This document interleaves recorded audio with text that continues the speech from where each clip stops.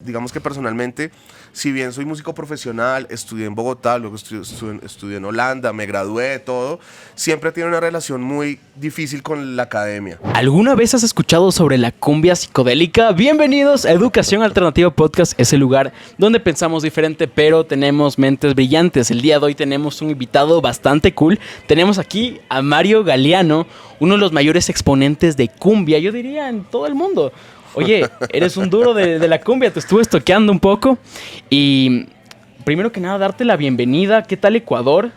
Bueno, Juan, si bien, pues acá, hermano, recién llegado desde Bogotá, pero siempre para nosotros que pues solemos hacer conciertos en muchas partes, siempre viajar a Latinoamérica es como gol. Siempre que podemos hacer un viaje en Latinoamérica, o vamos a Brasil, o vamos a Perú, o vamos a Chile, o vamos a México, siempre es como, pues es como el sitio de verdad donde debemos mostrar nuestro arte, nuestra música. Entonces, otro gol hoy acá en Quito.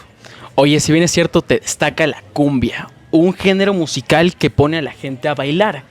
Quiero preguntarte, tú cuando estás componiendo, ¿qué es lo que te fijas? ¿Qué es lo que tiene que tener la canción para hacer que la gente baile? ¿Por qué la gente Sí. baila? Bueno, es que también hay dos cosas, y es no solamente la parte rítmica, que obviamente es como lo que te está llevando a moverte, también ojo con una combinación muy importante del bajo, que muchas veces la gente como que se imagina que lo que le hace uno a bailar es en realidad la percusión, y en realidad es el bajo el que te está guiando. Cómo te mueves, qué pasos haces, ¿no? Si uno se pone a fijarse, en realidad es el bajo el que está dictando eso. ¿Es verdad que tienes que buscar esa como sincronía con el corazón humano?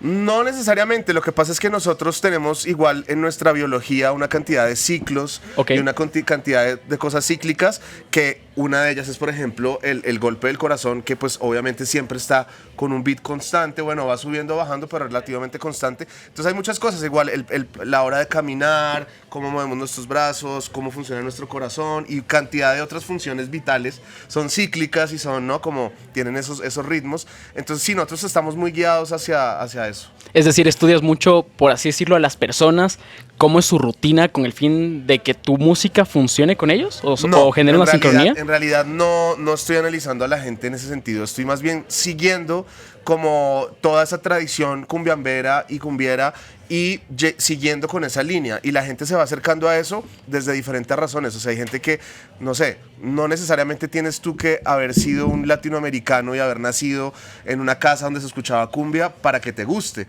De repente tú estás en Moscú y es una primera vez que una gente escucha unas cumbias y termina la gente bailando porque pues es ese código que la gente no sigue.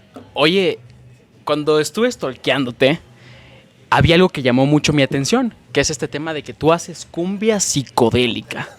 Ok, ¿qué es la cumbia psicodélica?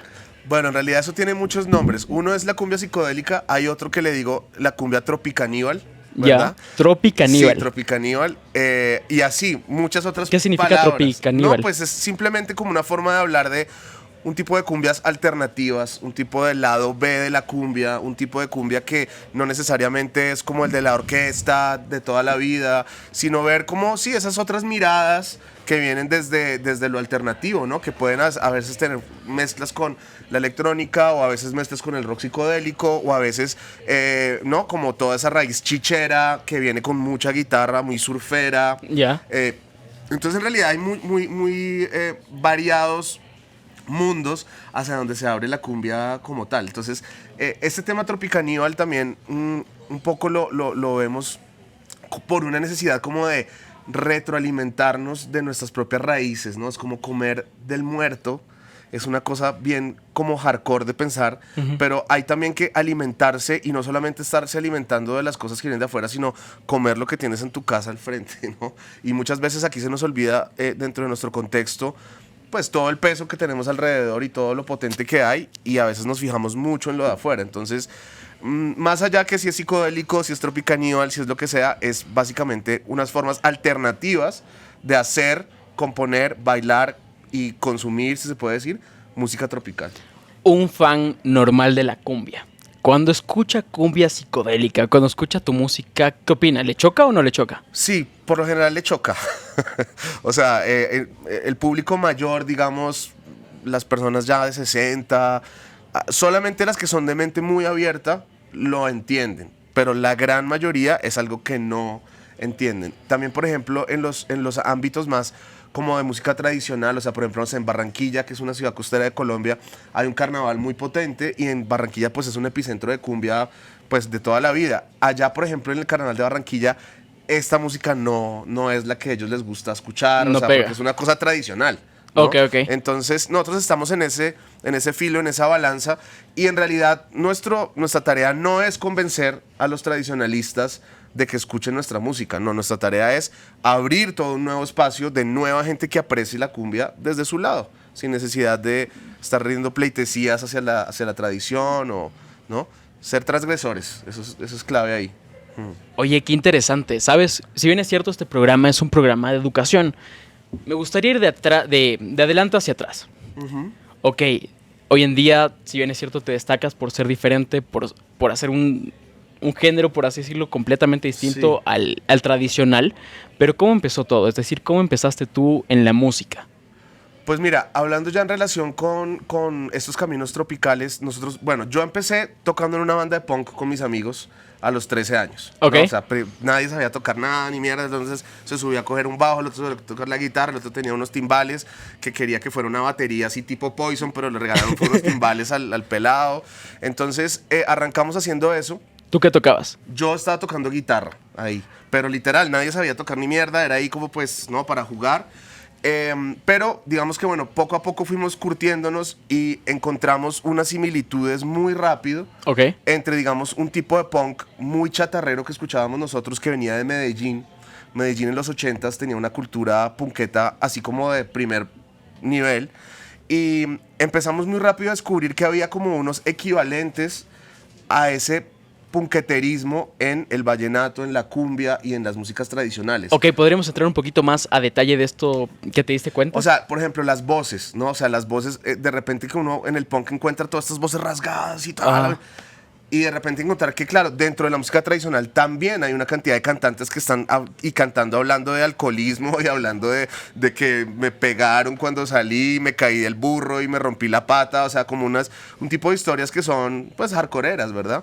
Y muy rápido hicimos como ese switch y empezamos a empezar a buscar en lo más oculto del repertorio tropical, o sea, no lo que sonaba en la radio, no lo que ponían en las fiestas de las familias, sino empezamos a buscar, bueno, ¿quiénes son estos señores de los 50s que son como unos pseudo bluseros que estaban andando en burro por Colombia y tocando acordeón y con unas vidas muy conflictuadas y tal? Entonces, desde muy rápido empezamos a hacer eso, a tratar de encontrar cuáles eran esos personajes alternativos, ¿no? Como diferentes dentro de la música tropical. ¿De pronto algún tema de conversación que los llevó a esa búsqueda? ¿Hubo algo que dijeron como, oigan, sentimos que nos estamos quedando, tenemos que innovar, tenemos que hacer algo? ¿Cómo fue ese switch? ¿Fue en un En ensayo? realidad fue muy relacionado con una dinámica de amistad que teníamos entre los que estábamos haciendo eso. Nos valía mierda la televisión, ¿no? La prensa, y teníamos como unos códigos internos que estaban también muy ligados al chiste, a la ironía, a burlarse del otro. Entonces era como una cosa muy de colegiales, ¿no? Pero entonces muy enfocado como en cierto tipo de cultura popular colombiana. Y ahí fue que poco a poco la cosa empezó como a caminar. Una vez salimos del colegio, entramos todos a estudiar música y ahí ya en el conservatorio, pues ya empiezan a adquirir unas herramientas más técnicas y pues ya como un tema más relacionado con la interpretación. Pero ya traíamos como todo ese bagaje como alternativo encima, que en la propia escuela fuimos bastante transgresores. Casi que desde primer semestre empezamos a armar unas bandas que a los profesores les parecía como fatal que nosotros estuviéramos haciendo eso, porque nosotros deberíamos estar tocando jazz, deberíamos estar tocando no sé qué Para esto tocabas a un punk. Pues ahí estábamos haciendo la transición hacia lo tropical. O sea, hay un primer proyecto que es del año 99, Ok. que este proyecto se llamaba El Ensamble Polifónico Vallenato. Ok. Que era un nombre muy rimbombante para hablar de un tipo de cumbias y vallenatos muy atonales, hardcoreeros, gritados, o sea, como de difícil escucha para alguien que supuestamente debería estar estudiando música, ¿no? En este switch, para traer estos nuevos sonidos, ¿trajeron nuevos miembros a la banda? Gente que conocimos en la universidad, empezamos a traerlas. Por ejemplo, no teníamos dentro de nuestro grupo de amigos nadie que tocara vientos, entonces llegaron 2 vientos y ahí fuimos, bueno, armando la cosa. Pero siempre desde una mirada bastante crítica y bastante como paria dentro de la universidad. O sea, yo, digamos que personalmente, si bien soy músico profesional, estudié en Bogotá, luego estudié en Holanda, me gradué, todo, siempre tiene una relación muy difícil con la academia. Siempre estaba cuestionándola, siempre estaba haciendo otras cosas diferentes a las que me pedían, ¿no? O sea, por decir algo, había un examen que había que estudiar esto y yo en realidad estudiaba hasta el último minuto porque todo el día había estado estudiando otra cosa que no tenía nada que ver con el examen. O sea, tú eres el típico alumno que hacía los deberes 5 minutos antes de que revisen. Sí. Para las cosas que no me interesaban, literal. O sea, Somos dos. Sí. A lo que sí me interesaba podía durar 4 días investigando vainas que ni siquiera tenía que presentar ahí, pero yo estaba en mi rollo. Y así fue también. Por eso me fui a estudiar de Bogotá a Holanda y en Holanda también fue igual. Los profesores querían que yo estuviera estudiando jazz y yo, bueno, me interesaba, pero yo en realidad tenía mi cabeza como un Pedro Laza y unas bandas de pueblo, de vientos, de señores todos desafinados y como ese tipo de estética era como lo que me movía. ¿Ser tan disruptivo en la universidad, en el colegio, te trajo problemas? Digamos que me trajo... No, yo a fin de cuentas me gradué. Yo a fin de cuentas, digamos, por ejemplo, el hecho de irme a Holanda significaba pues todo también un esfuerzo familiar, entonces mis papás, yo tenía que cumplirle a mis papás con graduarme, por ejemplo, no era como, bueno, me voy a graduar, pero yo, digamos que si lo miramos de esa perspectiva, yo tuve muy malas notas en la universidad porque no estaba haciendo lo que me pedían esos manes, yo estaba haciendo otra vaina, literal, me gradué de eso y a los 3 días estaba otra vez en Bogotá, yo no quería saber de mi vida de inmigrante en Europa. Y empecé en Bogotá a hacer de nuevo como toda esta mirada tropical alternativa y sin nada de expectativas, sin nada de pensar en mercado, sin nada de pensar en trabajo. Entonces casi que todo surge más de un interés estético que un interés como de pegar en algún lado o de tener cierta fama en algo, sí. ¿Cuál fue el impacto que tuvo, por decir, de tus profesores cuando llevaste estos sonidos más tropicales, estas propuestas más nuevas, más disruptivas? ¿Qué te decían? No, mira, por ejemplo, hablando de los yaceros, dentro del combo de los yaceros hay toda una sofisticación muy grande armónica, por ejemplo. O sea, los yaceros siempre quieren estar cambiando de acorde, siempre la armonía.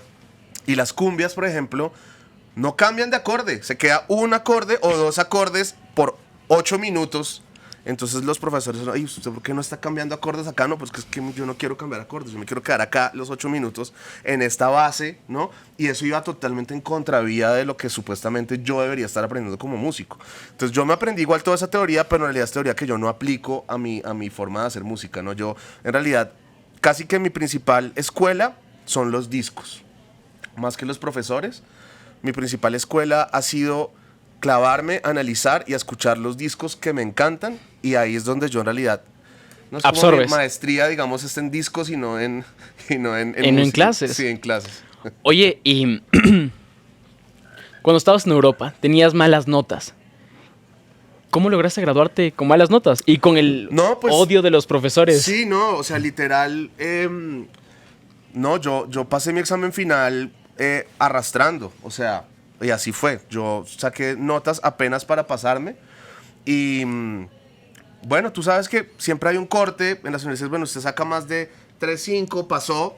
Y así has sacado 3.5, pasaste, pasé. Y digamos que bueno, ese tema académico yo paralelamente, digamos que estaba curtiéndome mucho con mis amigos músicos.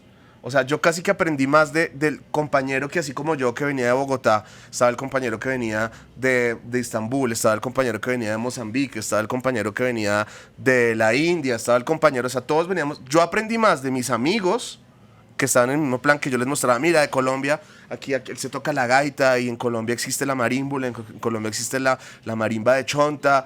Así como yo estaba mostrando, ellos también me estaban mostrando y ahí fue de verdad donde yo construí todo mi cuerpo de interés. A mí no me interesaba ser un jazzero, la verdad, porque eso ya hay mucho.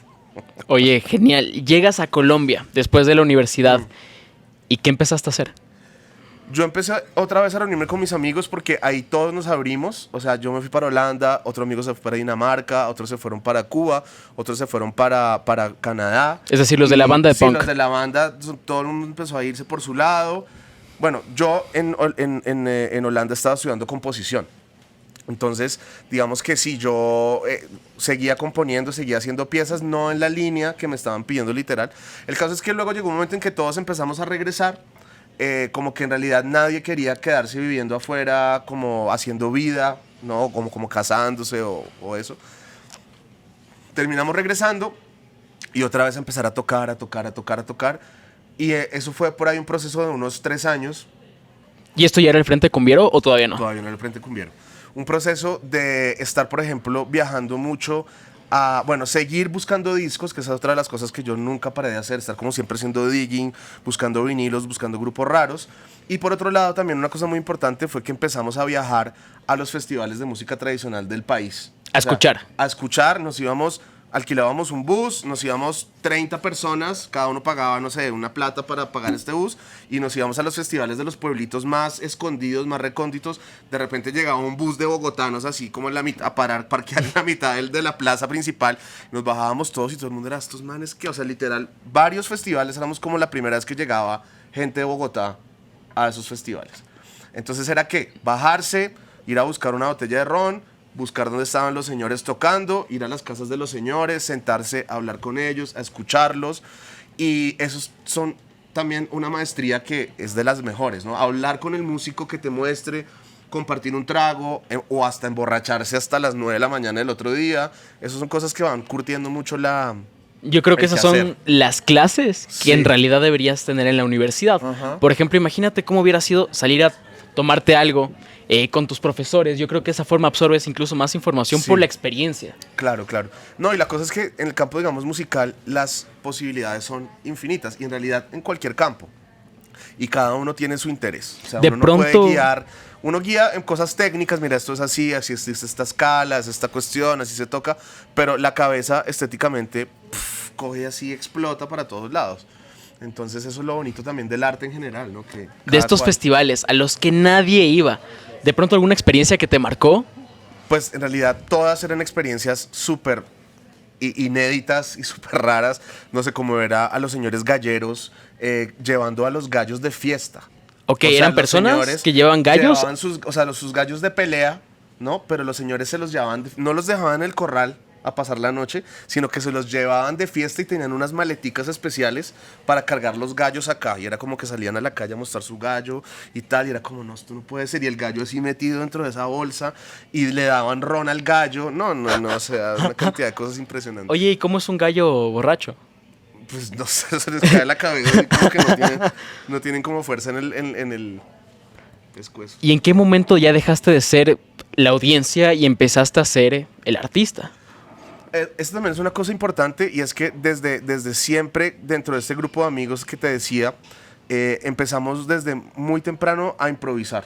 Muy temprano era reunirnos a tocar, como era como quién trae una canción o usted componga algo o toquemos covers, que esa es la otra clásica, que es como, no, toquemos una covers de Soda Stereo. No, nosotros empezamos desde muy temprano como a hacer nuestras canciones, a hacer nuestra improvisación, y entonces empezamos a crear muy rápido. No fue como un proceso posterior, sino que casi desde que empezamos a tocar estábamos era montando temas, haciendo temas, componiendo, improvisando, y eso fue todo pues progresando a través de los años. ¿Siempre se te hizo, por así decirlo, fluyó la creatividad? ¿O hubo un momento, por ejemplo, al inicio que te costaba crear, escupir tus ideas? ¿Cómo fue el proceso creativo, por lo menos al principio?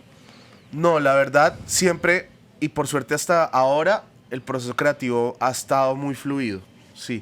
O sea, yo, digamos, hay todo este tema que se habla de las musas, ¿no? Como que, ay, la inspiración, ¿cuándo me va a llegar la inspiración? En realidad la inspiración es simplemente sentarte a trabajar, eso es. Tú una vez te sientes a trabajar, tienes que hacerlo. Es como, yo sé que voy a tener, no sé, 3 semanas entre una gira y la otra. Es como, bueno, yo tengo esas 3 semanas que necesito hacer 4 canciones o 5 canciones.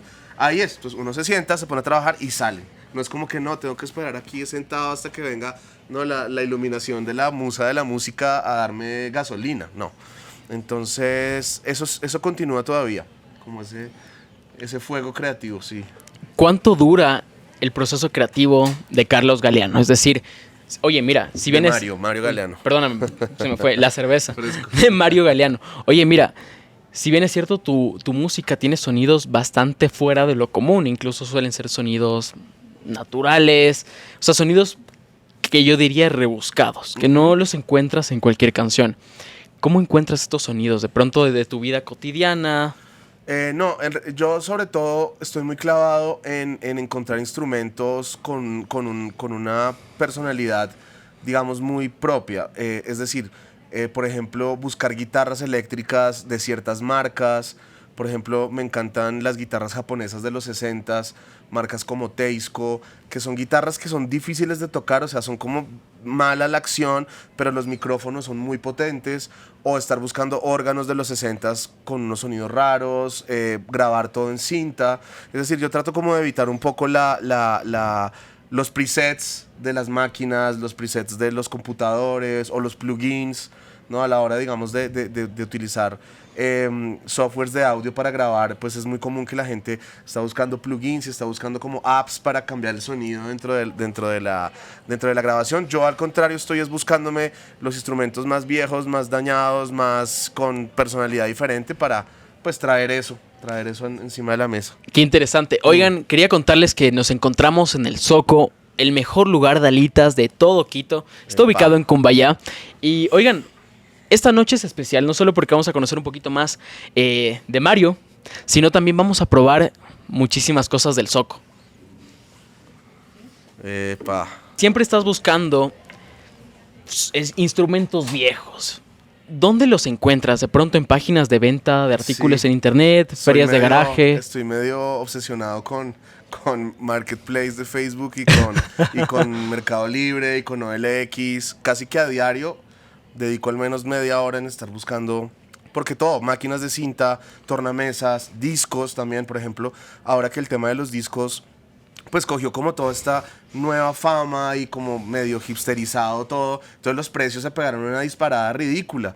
Entonces yo estoy buscando más bien avisos de gente que dice, bueno, mi abuelito dejó en su casa estos paquetes de discos, vengan a verlos, y ahí es donde están los tesoros chéveres para conseguir. Entonces sí, estoy siempre buscando en esas páginas de segunda y en mercados de pulgas también, fines de semana. ¡Wow! Llegó la comida.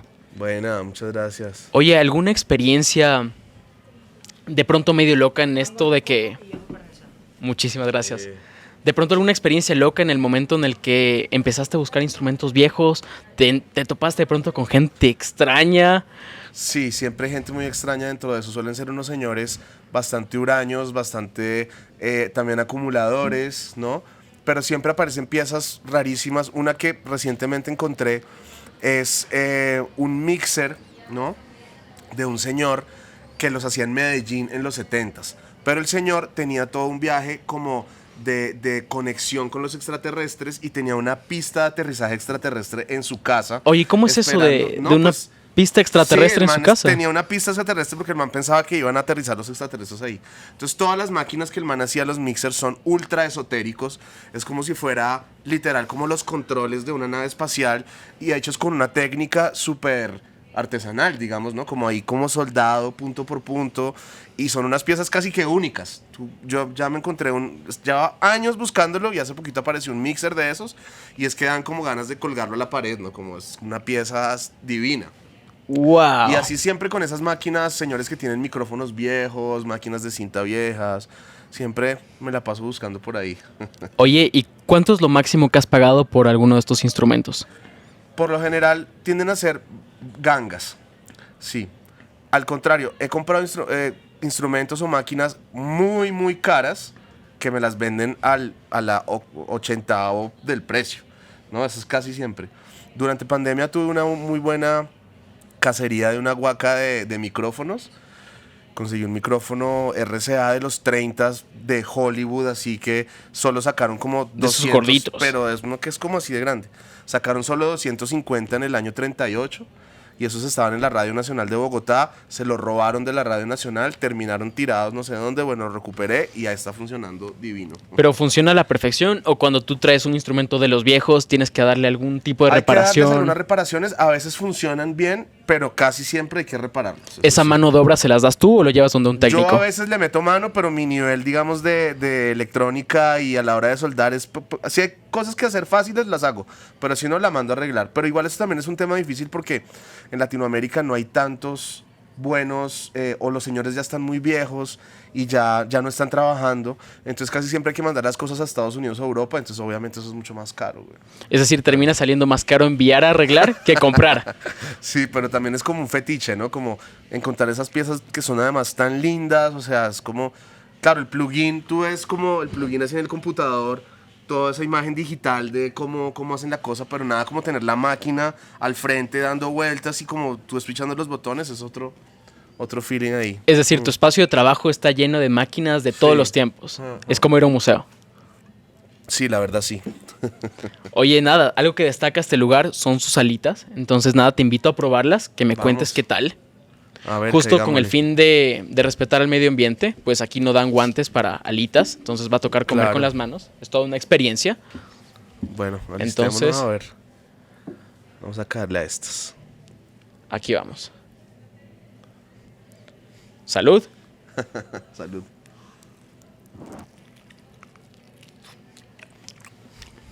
Me tocó una picante. Yo ahorita voy a probar esas picantes. Échale mano porque están potentes.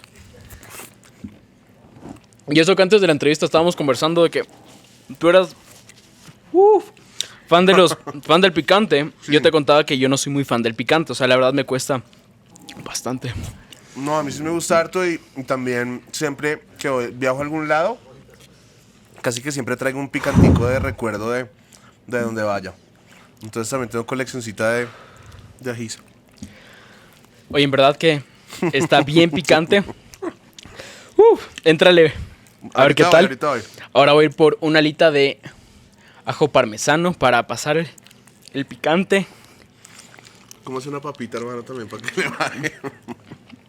Debo agarrar práctica. Oye, ¿y en qué momento de tu vida descubriste que te gusta el picante? Es que siempre estaba en la casa muy presente. Mis papás siempre estaban comiendo ají. Entonces, desde chiquito. Yo también tengo 2 hijas y también desde chiquitas les estamos dando ají, entonces como que ya se van acostumbrando y ya es el punto en que están esperando, ¿no? Como, bueno, ¿dónde está el ají? Echémosle. A ver, vamos a probar esto, Wow. a ver cómo nos va. ¿Me cuentas qué tal? Porque sí está bien picante. Están ¿Estas son fuertecitas. las de rocoto? Alitas de rocoto. Las más picantes. Oigan, a propósito, me han de haber mandado las más picantes. Oigan, definitivamente aquí están las mejores alitas. Vengan a probarlas. Están muy ricas, sí. Oye, continuando un poco con el tema tuyo, de tu vida, como músico. Al ser un músico que sale de giras, que siempre está componiendo y tal, ¿cómo llevas tu vida familiar y la música? Pues mira, por suerte, también pues digamos que la pareja, mi esposa, con la que vivo muchos años, pues ha sido un apoyo fundamental. O sea, yo al principio, como te estaba diciendo, pues yo, por ejemplo, una vez graduado de músico, yo no me fui a buscar como trabajo así obligado para traer, digamos, comida a la casa. Tenía la suerte que mi mujer tenía un buen trabajo y ella, digamos, se encargó por varios años hasta que los proyectos empezaron a moverse. Ella no se dedica a la música. No, ella es psicóloga. Entonces, Oye, ¿y nunca hubo ese momento en el que te dijo, oye, no vamos a vivir de esto? ¿O cómo No. vamos a pagar la renta el mes que viene? no, por suerte no. Porque yo nunca me vi en la necesidad de hacer eso. Una vez me salió buscando trabajo en el periódico literal, antes que uno buscaba en las páginas Del periódico. de clasificados, salió un aviso que decía, estamos buscando productor. Yo, bueno, llamé, me dijo, sí, estamos buscando un productor, venga. Me llevaron a un estudio que se llamaba Ya Producciones. Ya. Y bueno, pues todo lujoso. Y yo, ¿qué es esta vaina? ¿Qué sitio más raro? Bueno, resulta que Ya Producciones era un estudio de producción de música cristiana. Entonces ellos querían un productor que hiciera 12 discos al año, como uno de ranchera, uno de cumbia, uno de metal, uno de salsa, uno de vallenato, uno de balada, uno de rock y uno de pop. Y así, con temática cristiana. Que obviamente yo estoy absolutamente alejado de eso. De la religión, por decirlo Sí, así. sí, entonces, y de por sí, como trabajar haciendo como un disco de metal un mes y haciendo un disco como de pop el otro y al siguiente como uno de vallenato es como totalmente en contravía como de la línea. Pero yo intenté como, bueno, sí, es el trabajo, pagaban re bien. Entonces la tarea era, bueno, llévese esta canción cristiana y tráigame 3 versiones, como una en pop, una en rockcito pesado y otra, yo bueno, listo, voy a hacer la tarea. No, hermano. Me senté a hacer esa vaina. A los 20 minutos me di cuenta que no lo podía hacer, o sea, no podía tomar esa canción con esa letra y hacer esas versiones. Yo, no, muchas gracias, pero no soy la persona que están buscando, chao. Entonces, no, por suerte, una vez arrancaron las cosas a caminar, siempre tenía ese apoyo ahí en la casa y al punto de hoy que pues por suerte ya todo económicamente fluye bien y ya. ¿Y en qué momento empiezas ya a monetizar tu arte? Bueno, yo empiezo a monetizarla, digamos, cuando empiezo a hacer conciertos con esos grupos, con esas bandas. También empecé a hacer partituras y a vender, digamos, el servicio de hacer partituras de cualquier canción a través del software. Y muy poco a poco, bueno, empezaron a salir los temas, se empezaron a vender los discos. Nosotros desde muy temprano, bueno, precisamente por esta relación que te digo que tenemos con la cultura del vinilo, Ya. empezamos desde muy temprano a sacar discos de vinilo. O sea, Ok, nosotros oye, pero estamos- qué bacán. Es como, oye, yo creo que para cualquier músico sacar un vinilo se vuelve algo más como, no solo como una obra de arte, sino también como un objeto coleccionista. Total, y como nosotros viniendo del coleccionismo también apreciábamos tanto el objeto, entonces vimos también que valía mucho la pena hacerlo, porque así como hay personas que quieren tener la canción pirata, descargarla, hay personas que de repente dicen, bueno, quiero pagar una suscripción de Spotify o lo que sea de cualquier servicio y voy a pagar esos $10 al mes para tener acceso y escuchar un poquito legalmente. También hay personas que dicen, yo quiero tener el vinilo y que puede costar, ¿no? $30, lo que sea, y los pagan porque lo quieren. Entonces es una cosa que encontramos ese balance importante entre tener el espacio digital, tener como la presencia digital más bien, o sea, estar en todas las plataformas, estar en todos los sitios, etcétera, pero también siempre ofrecer la misma música en formato físico. Cassettes, vinilos, y en ocasiones ganamos más dinero de los discos que de lo que se hace digitalmente. Cuando empiezas en la música y dices, oye, ¿cuánto cuesta mi arte? ¿Cómo calculas cuánto cobrar por un disco? ¿Cuánto cobrar por un show? Porque, ¿me entiendes? O sea, aún nadie te conoce y, Sí. y te estás lanzando a este mundo. Es un proceso, digamos, lento. Por ejemplo, una de las cosas que a mí personalmente me ha funcionado mucho es, digamos, el momento en el que ya empecé a trabajar con un manager que definitivamente subió los precios de una forma que creo que yo solo no los hubiera subido. O sea, yo de repente hubiera subido el precio un 15%, pero una vez, no, mira, esto es que ustedes lo que hacen es que toca cobrar, ¡pum! Entonces eso ha sido beneficioso y creo que es un buen ejercicio para cualquier artista. Digamos, tener ese persona externa o esa persona que desde afuera está ayudándote a cómo monetizar y a cómo vender y a cómo relacionarte, ¿no? Porque claro, está siempre la cosa pues romántica, que es nuestra tarea, es ser románticos y nuestra tarea es ser romantizar el arte, pero la tarea del manager no es romantizar el arte, la tarea del manager es cómo vamos a sacar esto adelante. Oye, ¿te suena si es que Qué rico, gracias. nos acabamos esta cerveza para ir por la siguiente? Vamos por la otra. Salud, mi oye, hermano. por la cumbia. Va.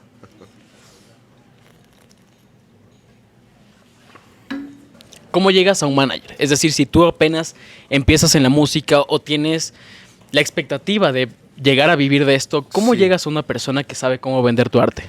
Pues en realidad es esa persona la que llega a ti. ¿Ok? Digamos, así casi que he visto siempre alrededor, es como una persona que es la que se te acerca. Buscar manager es difícil porque es como un poco rogarle a alguien para que te represente o para alguien para que te consiga trabajo. Al contrario, cuando llegan a ti es porque ya ellos tienen un aprecio, saben qué es el potencial que hay adentro y ahí es donde uno debe hacer esos amarres y crear esa relación. Obviamente el manager te cobra un porcentaje por su participación, pero en mi caso siempre ese porcentaje que esa persona se gana está más que bien merecido porque nos ayuda a conseguir más trabajos, más giras, más viajes, más discos, más de todo. Entonces me parece que es una relación que vale la pena. Es como la clásica, ¿no? Que sabemos todos que, o que nos dicen siempre en temas de negocios, y es que hay que invertirle a algo para que dé más, ¿no? Entonces esa inversión, entre comillas, que yo doy de pagarle a una persona extra para hacerlo, definitivamente coge y tú levanta todo. ¿Y esa persona sigue trabajando contigo actualmente? Sí. Es decir, fue el manager que te encontró cuando apenas empezabas y actualmente sigue. No, ni siquiera cuando tanto empezaba. Yo por muchísimos años estuve haciendo mi trabajo solo y empecé a trabajar con management hace como unos 6 años, en realidad hace poco. Yo siempre estaba súper independiente, yo no le comía cuento a los managers, decía, no, yo puedo hacer todo, o sea, tal. Pero la verdad es que creo que sí ha sido una muy buena cosa que me haya pasado, a saber. ¿Por qué cambias de opinión? Porque empiezo a darme cuenta que, pues, estas personas, digamos, en el caso de mi manager que se llama Aleja Gómez, ¿cierto? Ella, pues, es una persona que estaba muy conectada con, digamos, festivales en Europa, festivales en Japón, una persona que tenía todo un bagaje grandísimo de relaciones interpersonales, porque también detrás de todo este asunto hay algo de PR, algo de relaciones públicas, que es importante también tener una persona que sea esa persona que es la que se va a tomar los tragos con los señores del festival y se va a quedar de fiesta mientras que uno está en el estudio haciendo algo. Esa persona que está como poniendo la cara muchas veces por los proyectos es muy importante. Entonces ahí me di cuenta que, claro, también es una cosa de habilidades sociales, o sea, sabes cómo relacionarte, y hay personas que lo tienen mucho más fácil que otras. Entonces cuando uno dice, no, pues yo llego hasta acá y si quiero ir más allá, pues trae a otra persona que puede y llevar al otro lado el tema. Para este entonces, ¿ya existía el Frente Cumbiero? Sí, ya existía el Frente Cumbiero. ¿Cómo se creó el Frente Cumbiero? ¿Y en qué año? El Frente es del 2006. Ya. Sí. Y el Frente surge un poco a raíz de un viaje a México, ¿verdad? Que, digamos, es una de las cosas que la gente, pues, a veces desconoce, y es que, bueno, la cumbia es original de las costas caribes de Colombia y de Panamá, pero muy pronto empezó a expandirse, y así literalmente, o sea, de Ecuador pasó a Perú, de Perú pasó a Chile, de Chile pasó a Argentina, y para arriba. De Panamá pasó a Costa Rica, pasó a Nicaragua, pasó a El Salvador, pasó a México. Entonces eso se empezó a exponenciar de una forma tan grande, y digamos en mi país la gente del común no sabe que en Ecuador hay cumbia, o no sabe que en Perú hay cumbia, o no sabe que en Costa Rica hay cumbia, o que en México hay cumbia. Entonces, un poco la lógica detrás era, bueno, vamos a asumir el tema de la cumbia no como algo tradicional, de que mi patria y mis raíces, y entonces yo voy a... No, era un tema más latinoamericanista, que eso es en realidad mi principal interés, mi principal prioridad, es entendernos como una gran nación que es Latinoamérica, ¿verdad? Que si bien tenemos acentos o tenemos formas de comer diferente o lo que sea, pues en realidad hay una hermandad ahí que es nuestra principal, para mí, nuestro principal como objetivo como sociedad es Latinoamérica.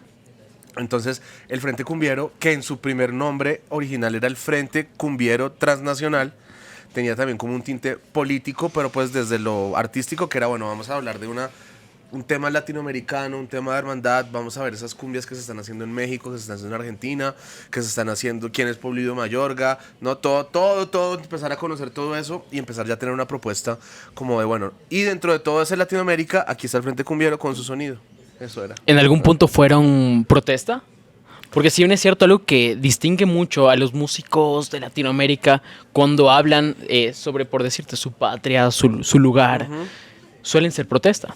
Pues mira, nosotros somos absolutamente políticos, politizados en todas nuestras posturas, en todas nuestras formas de relacionarnos, en nuestra relación con la industria discográfica, en relación con el arte nacional. Pero, por ejemplo, hay una cosa particular, y es que el Frente Cumbiero es un grupo instrumental. Entonces nosotros no tenemos el verbo, ni tenemos ¿cómo se dice? Ese discurso como de que por qué tal y tal. No, nosotros tratamos de ser protesta y de tener un comentario político, pero desde lo puramente sónico. Ok. Que eso es complicado porque, claro, la gente está esperando que le digan, no, porque entonces Latinoamérica, No, nosotros no vamos a decirte nada de eso en el concierto, nosotros vamos a hacer a través de música y a través de melodía, pasar un mensaje político, ¿verdad? Y esa es una tarea complicada. Y encima lo bailan. Obvio. Pero es que, claro, está oculto, está como metido dentro del tejido. En los nombres de las canciones, en los visuales que acompañan, que es otra cosa muy importante del Frente. Al ser un grupo instrumental, pues siempre hemos trabajado con artistas plásticos y visuales muy potentes. Y en esta ocasión también que venimos a Ecuador, venimos con Diego Taborda. Entonces, claro, todo como el entramaje detrás, el año pasado unas protestas populares muy grandes en Colombia. En Colombia, sí. El paro nacional. Entonces todas esas cosas del paro nacional están dentro de nuestro vivir y nosotros estamos, digamos, con necesidad de hablar de eso, así sea de una forma mística con música. Ok, si bien es cierto, Colombia ha tenido, yo diría que eventos bastante de protestas. Igual la gente no sabe qué es lo que va a pasar. Es un país que está por tener elecciones. Actualmente, ¿cómo ves tú a tu país y cómo comunica su situación a partir del arte? ¿Qué se le viene a Colombia y cómo piensas tú contar esa historia? Pues mira, ya que estamos hablando de eso, por ejemplo, hay que contextualizar en el hecho de que nosotros en este momento, el presidente que está saliendo, que se llama Iván Duque, es un presidente, bueno, que para nada sigo sus formas de hacer política, pero y para sumarle a esas encontrones con su carácter, él trajo sobre la mesa algo que quería llamar la economía naranja. Ok. Y él supuestamente quería abanderar el tema de que las artes, la cultura, la animación, la imprenta, como todo el tema como de entretenimiento, era un producto comercializable. Y que eso era como una cosa que había que poner pecho y decir, Colombia tiene tantos músicos, Colombia tiene tantas cosas. Pero entonces el problema es cuando empezamos a hablar en términos mercantilistas del arte. O sea, Okay. el arte siempre va a estar, pero el arte no está en función de la plata. El arte no está en función del mercado y el arte no está en función de la plata. Es una cosa que puede hacer, pero su principal espíritu no es ese. Entonces, cuando tenemos un presidente que está totalmente enfocado en que el arte hay que mercantilizarlo y el arte hay que venderlo, eso es una cosa que solita se cae. Y dentro del propio gremio de artistas colombianos, si uno bien de primerazo creería que, ay, qué bien, un presidente que está apoyando el arte y la cultura, todos estábamos como, no, esta forma no, así no se hace. No había comunicación con el gremio, con los gremios ni de cineastas, ni de músicos, ni de gente de los libros, ni del teatro. Entonces casi que fue un tiro que le salió por la culata a este man, ¿verdad? Ok. Entonces nosotros al contrario tomamos una posición de resistencia, tomamos una posición como de contestarle a él y todos estos 4 años han sido de protestas en contra del concepto de economía naranja. Oye, ¿y en algún momento el gobierno intentó callarte? De cierta forma, no, digamos, no de frente. Por ejemplo, antes de que llegara este gobierno, nosotros estábamos haciendo parte de unos listados de el Ministerio de Relaciones Exteriores para hacer conciertos en las embajadas de Colombia del mundo, ¿no? Entonces, por ejemplo, nosotros fuimos a Kenia a tocar con el Frente Cumbiero, fuimos a Montevideo a tocar con el Frente Cumbiero, fuimos como a 5 embajadas.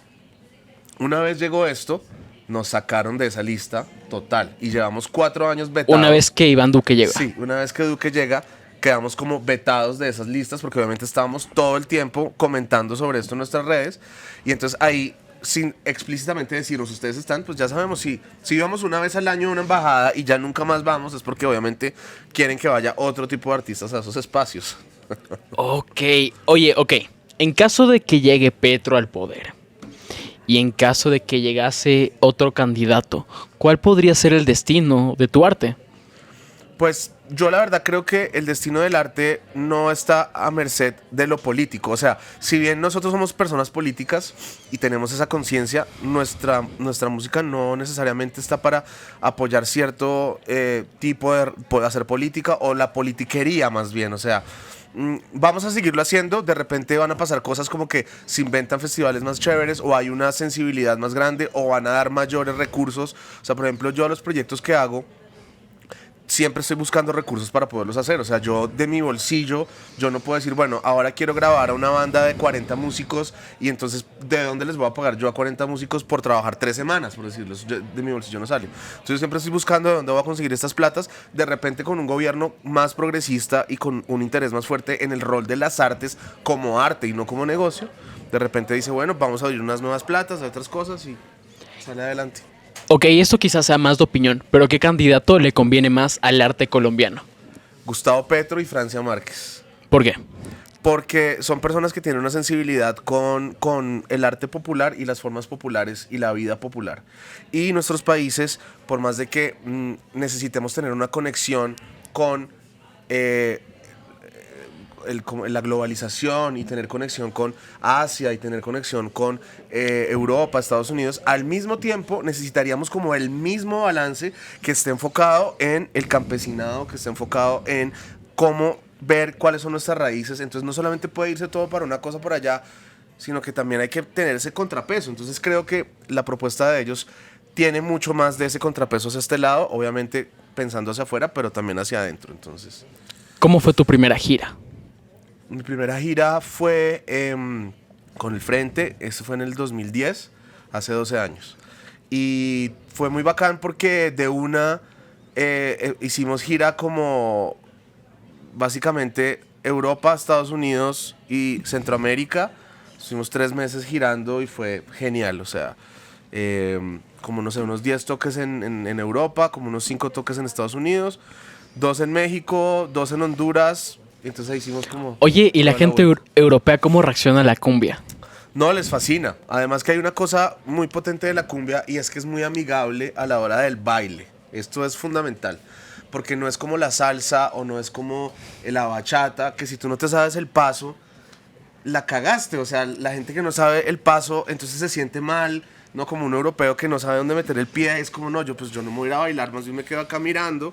Para no ser el Para ridículo. no ser el ridículo. En cambio, la cumbia como no tiene ese código estricto, entonces la gente pues básicamente lo baila sola, lo baila con pareja, lo baila sin motricidad, pero eso es algo que hace que los públicos se suelten bastante, ¿no? Que no es el caso de la salsa, que es como, tú ves a esa gente dando vueltas y es como, no, yo qué me voy a meter allá a hacer el oso, a dar vueltas y no sé.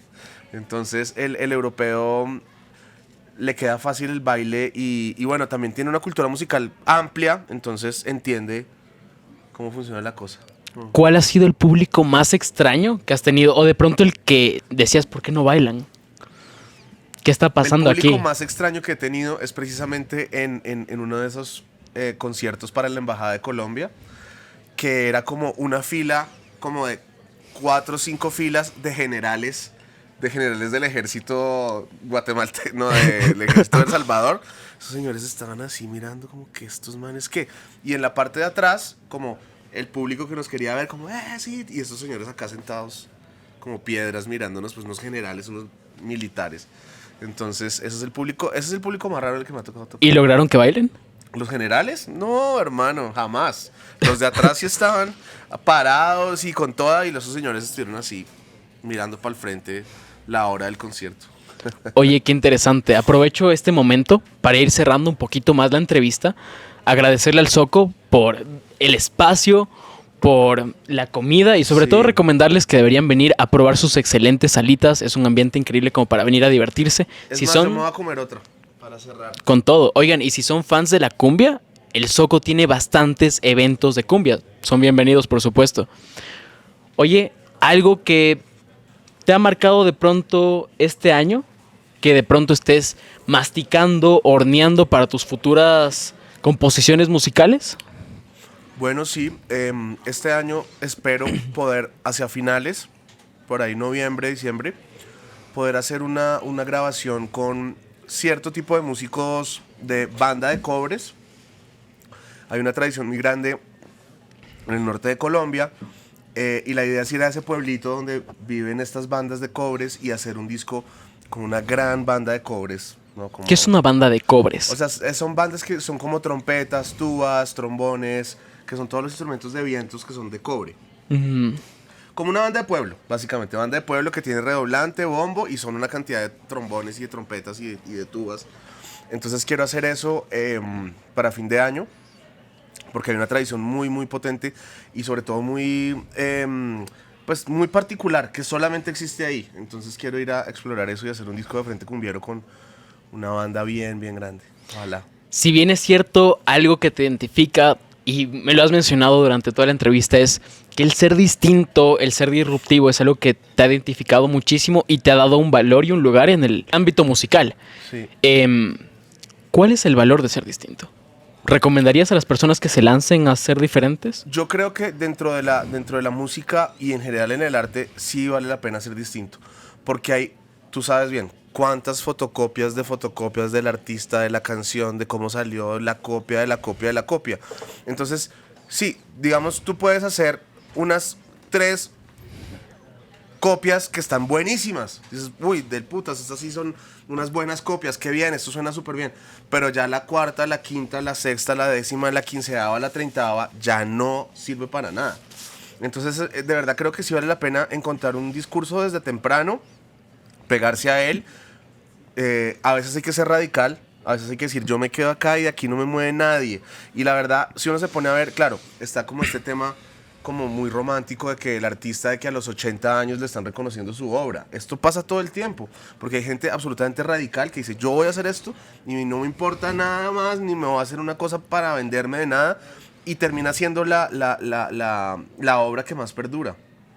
Entonces, encontrar ese balance Yo, por ejemplo, me siento muy contento de poder llegar a una ciudad como Quito y saber que va a haber 300, 400, 500, 600 personas en un concierto. Yo no estoy esperando llegar a Quito a llegar a la arena de 15.000 personas, no. Y sé que voy a Buenos Aires y van a ver esas 500. Y sé que voy a Tokio y van a ver esas 500. Yo con eso estoy perfecto. Ok, un momento. Mencionaste Tokio. La gente asiática, ¿cómo baila? Súper bien. ¿Cómo llegas a ellos? O sea, No, es otro idioma, es otra cultura. Los japoneses son los más clavados del mundo, hermano. Esa gente sabe más de música que mucha gente del planeta. O sea, es la gente que más consume música de todo. Entonces, gente que sabe súper de música de Jamaica, de salsa. Entonces, la gente ya sabe todo cómo es la vaina, cómo se mueve. Son conocedores de los nombres de las bandas, de todo. Entonces, precisamente, como crear esos nichos regados por el mundo, a mí me permite vivir bien. Yo solamente vivo haciendo música, yo no tengo otros trabajos adicionales, no tengo otros emprendimientos. Entonces, a mí me permite vivir bien, conocer gente bien, hacer discos chéveres, viajar, y con eso estoy súper bien. Oye, tienes el estilo de vida que cualquier millennial quisiera. Oye, si bien es cierto, este podcast es de educación, y si bien es cierto, quiero que sepas que durante esta hora de entrevista has sido un gran maestro. He aprendido mucho de ti, sobre todo el tema de, oye, la mejor forma de aprender es dedicándote a lo que te gusta. Me identifiqué bastante contigo en el tema de, sabes, yo también hacía los deberes 5 minutos antes de entregarlos porque simplemente no me interesaba. Sí. Oye, me encantaría mandar un saludo a Colombia, al resto del mundo, a tus fans. ¿De pronto algún mensaje que te gustaría dejar antes de terminar la entrevista? Bueno, sí, la verdad que hay muchos mensajes que se pueden decir. En este punto creo que estaría bueno reforzar el tema latinoamericanista. Vale la pena tomarnos el tiempo de entender dónde estamos parados, por qué estamos parados acá y cuál es nuestro rol en este sitio, ¿cierto? Y eso requiere un poquito simplemente de una apreciación de quiénes son tus abuelos, quiénes son tus papás, quiénes son tus tíos, qué hacen, qué han hecho ellos, y tú qué puedes aportar a eso.